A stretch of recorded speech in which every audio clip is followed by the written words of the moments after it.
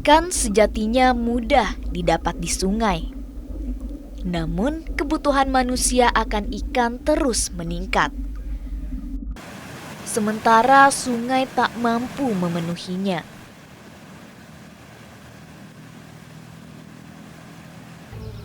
Inilah yang mendorong petani membudidayakan ikan.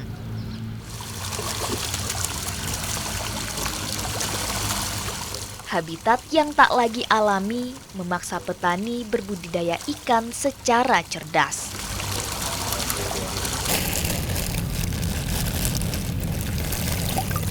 Ya Allah, susahnya nyari bibit yang unggul.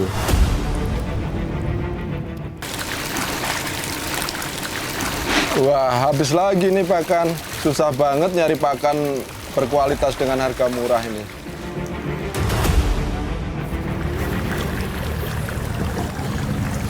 Aduh, mati lagi. Apa ya masalahnya ini? Ikan bagus-bagus, banyak.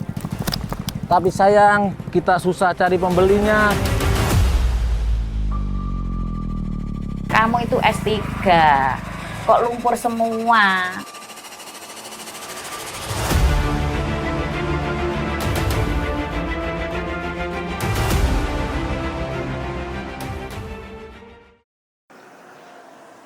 Kecamatan Belitang, Kabupaten Oku Timur, dikenal dengan potensi ikan patinnya yang melimpah. Namun, pembudidaya masih melakukannya secara tradisional. Pola turun-temurun yang sulit untuk berubah.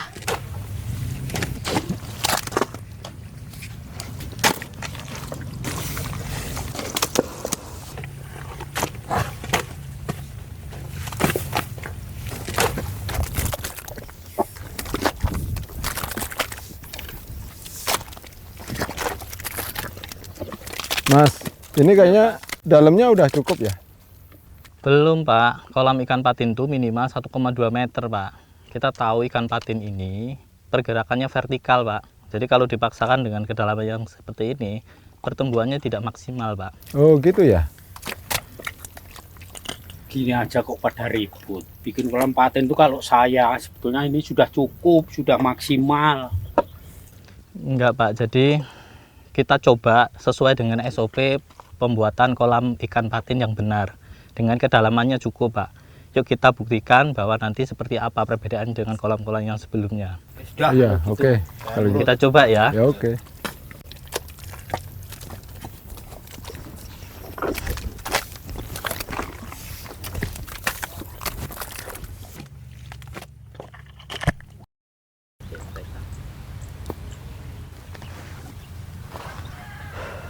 Pak Woko, Mas Mogol, Mas Hari, mohon maaf tadi agak repot, ribet. Karena memang budidaya ikan patin ini kita harus seperti kita berusaha, harus ada kepastian dan harus untung. Pantesan kemarin ada temen itu yang pernah budidaya ikan patin itu kan lumayan besar dan lumayan maju. Tapi akhir-akhir ini kok usahanya semakin mundur. Ya, itulah kalau kita berbudidaya secara parsial dan sendiri-sendiri, Pak.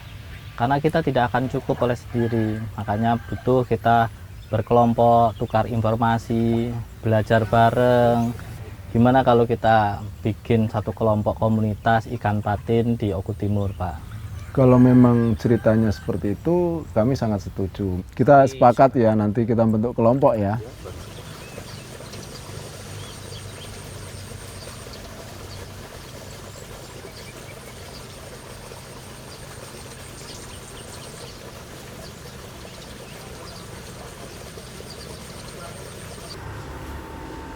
Mak, Astagfirullahaladzim, kamu dari mana? Lumpur semua itu. sini, Mak. Duduk dulu, Mak. Gini, Mak, aku itu bikin kolam. Aku mau pengen usaha budidaya ikan patin. Ya kamu kan usaha S3, dokter. Apa nggak malu-maluin orang tua lumpur semua, terusin usaha yang di Jogja, bawa ke sini nggak lumpur semua gitu. Ya mudah-mudahan budidaya ikan patin yang aku kelola ini akan berbeda, Mak. Aku akan menggunakan keilmuan yang aku sudah dapat untuk supaya berbudidaya ikan patin yang baik dan benar. Mohon doanya ya, Mak. Mama tak doain selalu untuk kamu sukses, sabar selalu.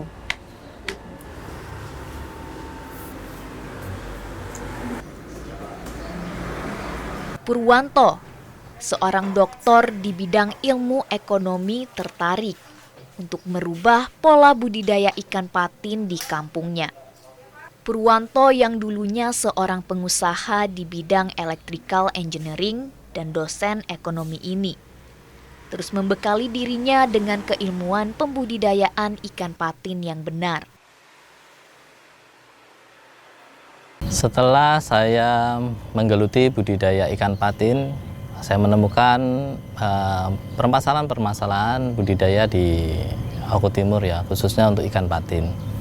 Di antaranya teman-teman belum menggunakan SOP budidaya ikan patin yang baik dan benar, penanggulangan penyakit yang kurang pasti, kemudian penggunaan pakan juga yang belum standar, mempunyai standar mutu tertentu. Sehingga kompetensi dari mereka untuk berbudidaya ya tergantung dari pengalaman mereka sendiri.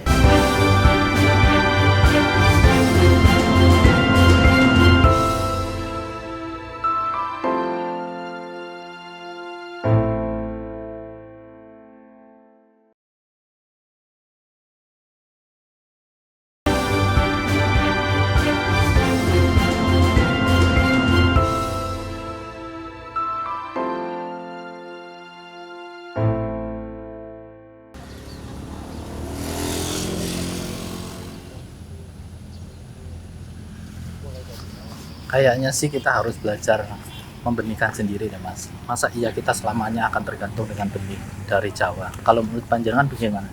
Iya sih kayaknya ini udah waktunya ya, karena kita kayaknya udah terlalu lama ngambil dari luar. Kayaknya kita mesti mulai dari sekarang ya. Yuk kita belajar ke Balai Benih Ikan BB, yuk. Ayo. Di Balai Benih Ikan UPTD Dinas Peternakan dan Perikanan Oku Timur, pembudidaya diajarkan proses pemijahan ikan patin yang diawali dengan memilih indukan dan dilanjutkan dengan proses penyuntikan. Proses penyuntikan ikan patin mengalami 2 proses penyuntikan dengan dosis 0,6. Dosis pertama menggunakan dosis 0,2 dengan penimbangan dikalikan bobot indukan. Penyuntikan pertama dilakukan untuk indukan betina. Penimbangan dulu. Proses awal adalah penimbangan indukan. 2,5.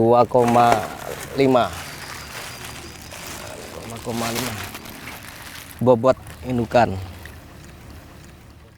Induk betina akan memperoleh 2 kali penyuntikan dan induk jantan 1 kali dengan dosis yang sudah ditentukan.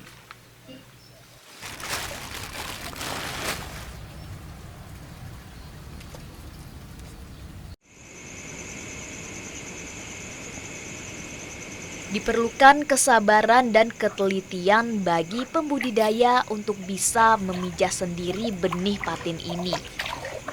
Karena proses pemijahan membutuhkan waktu lebih dari 24 jam.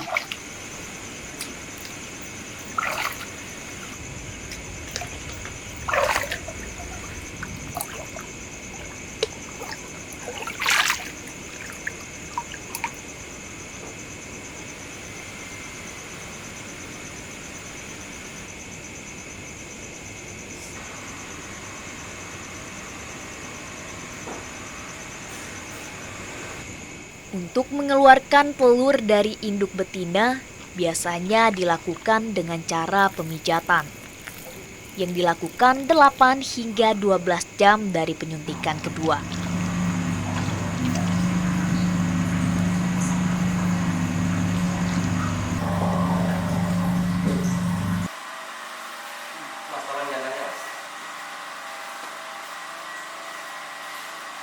Proses pembuahan dilakukan dengan cara mencampur telur betina dan sperma dari induk jantan.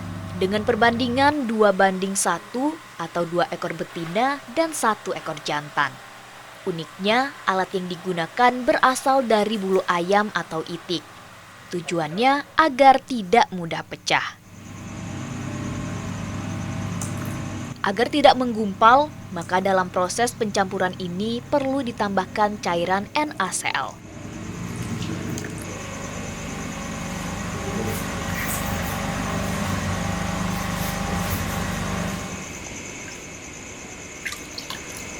Untuk membersihkan lendir yang menempel, telur dan sperma ini harus dicuci dengan air dan lumpur.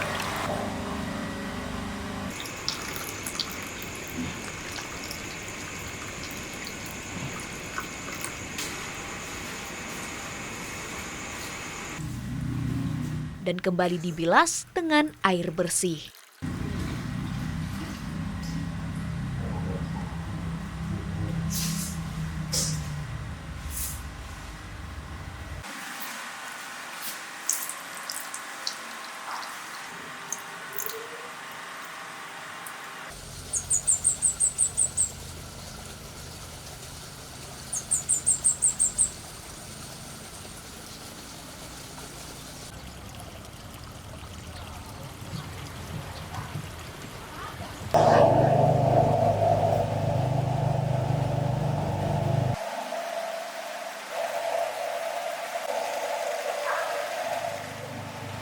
Hasil pembuahan ini akan dipindahkan ke tabung corong dengan tujuan memaksimalkan jumlah penetasan telur.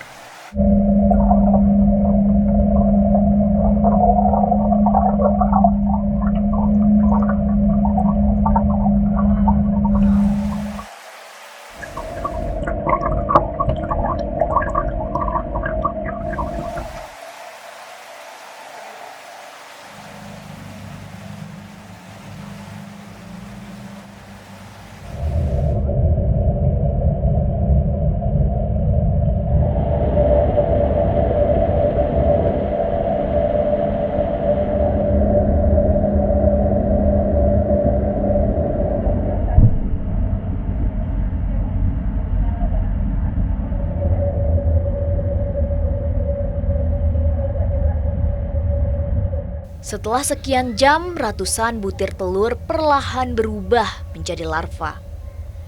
Larva ini akan tumbuh menjadi benih-benih penghidupan bagi para pembudidaya patin.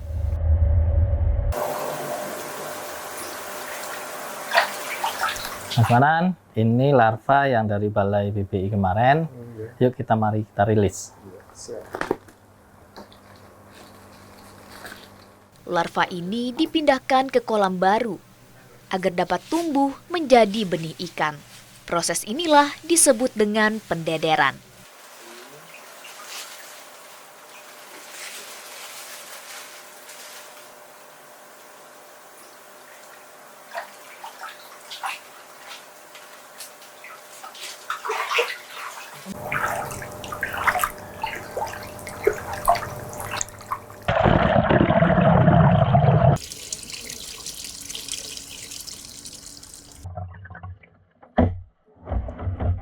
Agar dapat berkembang dengan baik, larva diberi pakan kutu air. Bagi Purwanto dan kawan-kawan, memperoleh ilmu memijah menjadi solusi akan kesulitan benih yang mereka hadapi selama ini. Kedepannya, mereka mampu menghasilkan benih secara mandiri.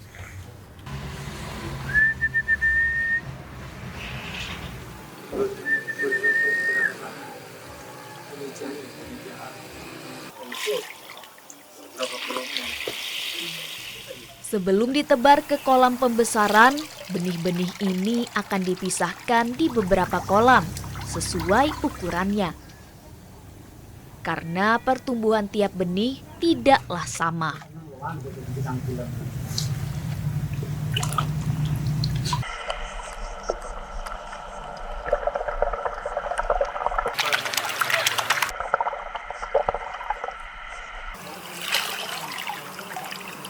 Dulu saya sebagai petani patin kesulitan untuk mencari bibit. Di sini kesulitan kami pertama waktu yang sering mundur. Yang kedua, ukuran bibit yang tidak sesuai dengan harapan kita. Dan yang ketiga, dipermainkannya harga.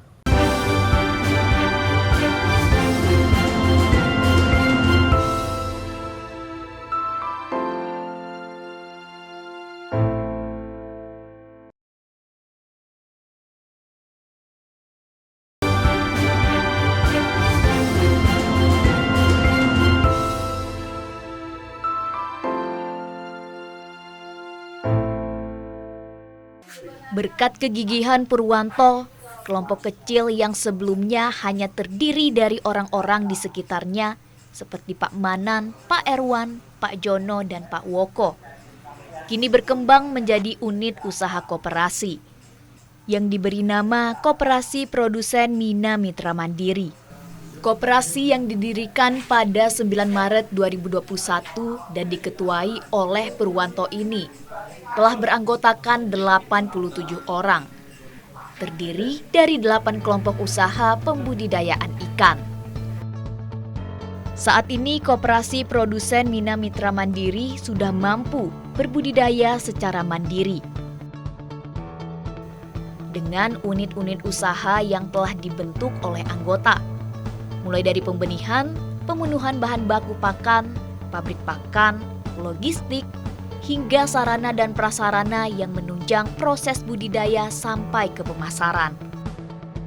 Koperasi juga memberikan jaminan kepada anggota untuk dapat meminjam modal pada lembaga keuangan atau perbankan, serta didukung penuh oleh pemerintah. Kehadiran koperasi ini juga menjadi wadah bagi para pembudidaya untuk saling berbagi informasi dan mencari solusi bersama dalam mengatasi kendala yang dihadapi. Bapak-bapak, kita bisa mensupport apa yang menjadi kebutuhan dari pembudidaya anggota kita mandiri. Mungkin di kesempatan ini ada beberapa teman atau anggota yang ingin disampaikan atau menyampaikan permasalahan atau seperti apa, monggo dipersilahkan. Saya Pak. Oh iya, monggo Mas Deni, silakan Mas Deni. Jadi dalam usaha kami ini akan memperluas lahan. Oke, baik Pak Deni. Ini nanti insya Allah kami akan support Pak, koperasi akan support. Nanti mungkin Pak Purwoko silakan nanti koordinasi dengan Pak Purwoko, Mas Manan. Harga pakan yang selama ini mencekik para pembudidaya membuat anggota koperasi berinovasi memproduksi pakan sendiri dari bahan-bahan yang mudah diperoleh, seperti bekatul dan sisa-sisa ikan kering.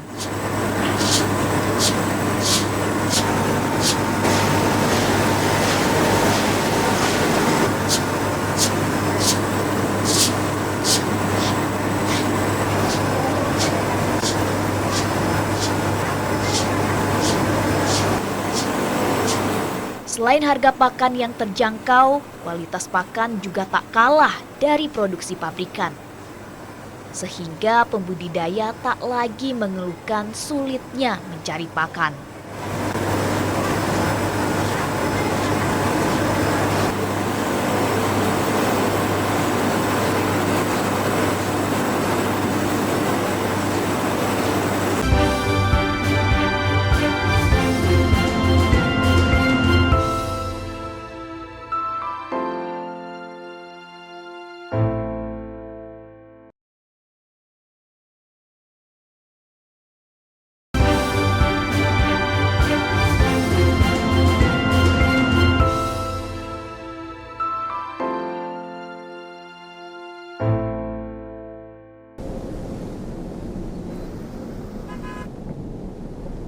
Koperasi Produsen Mina Mitra Mandiri memotivasi para anggota untuk memanfaatkan teknologi digital dalam mengelola usaha mereka. Perhatiannya sebentar Pak.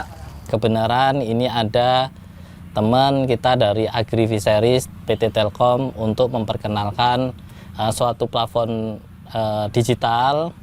Agriviseris itu merupakan produk layanan digital dari PT Telkom Indonesia, Pak, yang mana nantinya memudahkan para pembudidaya sama koperasi dalam sistem kemitraan dengan fitur yang ditampilkan, fitur monitoring, akses penjualan, sama akses pasar. Apakah Bapak-Bapak semuanya sudah punya Android? Sudah. Alhamdulillah. Melalui aplikasi Agri inilah, para pembudidaya dapat dipertemukan dengan stakeholder terkait dan mendukung ekosistem perikanan agar saling memberi solusi. Fitur-fitur aplikasi ini membantu pembudidaya dalam memantau jadwal pemberian pakan hingga jadwal kapan panen.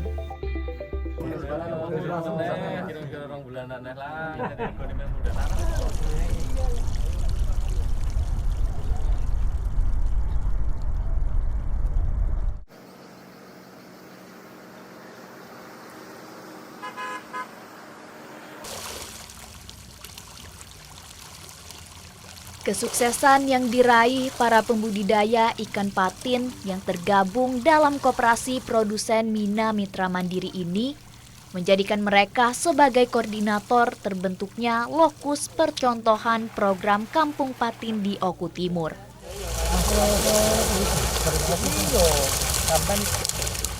Kabupaten Oku Timur yang dulunya hanya dikenal sebagai lumbung pangan, saat ini juga dikenal sebagai satu dari 6 daerah untuk pengembangan kampung perikanan budidaya di Indonesia. Dengan hasil panen ikan patin yang mencapai 40 hingga 50 ton per harinya.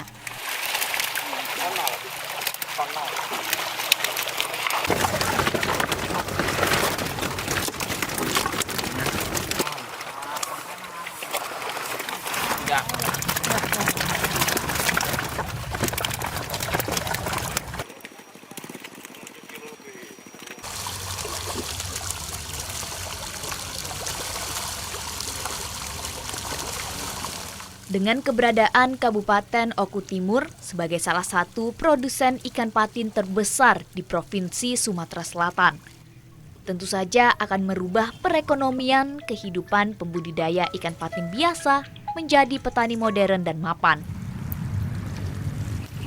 Halo, Assalamualaikum Pak Haji. Waalaikumsalam, Pak. Pak Haji, mohon maaf Pak, mau tanya Pak, untuk ikannya Bapak sudah dipanen apa belum ya Pak? Kebetulan sudah, Pak. Baik Pak, makasih banyak Pak, mohon informasinya ya Pak. Ya, terima kasih, Pak. Seperti yang dirasakan Sujono, setelah menggeluti bermacam usaha, budidaya patin inilah yang menurutnya paling membuahkan hasil.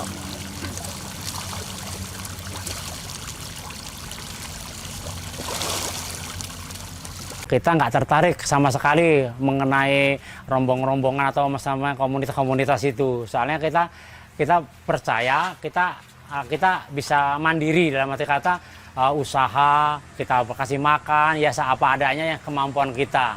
Tapi dengan kita bertemu dengan koperasi mitra mandiri dengan konsep-konsep yang jelas atau yang bisa saya percaya, bisa saya menggabung dengan koperasi mitra mandiri. Semenjak usaha budidaya patin ini terarah, proses panen mulai terlihat teratur dan terkendali. Biasanya panen akan dilakukan 6 hingga 7 bulan sekali. Dalam pemasarannya, koperasi juga turut membantu para pembudidaya untuk memiliki konsumen yang tetap, sehingga terhindar dari para tengkulak yang membeli hasil panen dengan harga murah.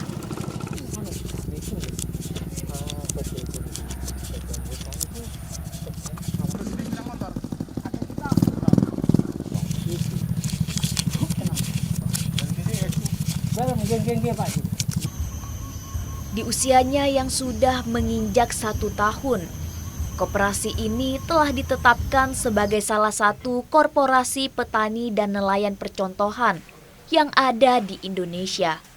Atas prestasinya itu, berbagai bantuan pun diperoleh, seperti bangunan untuk lokasi pembudidayaan serta ekskavator yang digunakan untuk pembukaan kolam baru. Alhamdulillah, Koperasi Produsen Mina Mitra Mandiri sudah memenuhi segala kebutuhan budidaya secara mandiri. Tentunya juga hasil budidaya kami tidak hanya diterima oleh pasar lokal, pasar nasional, dan juga kita bisa mengekspor hasil budidaya ikan patin ke luar negeri.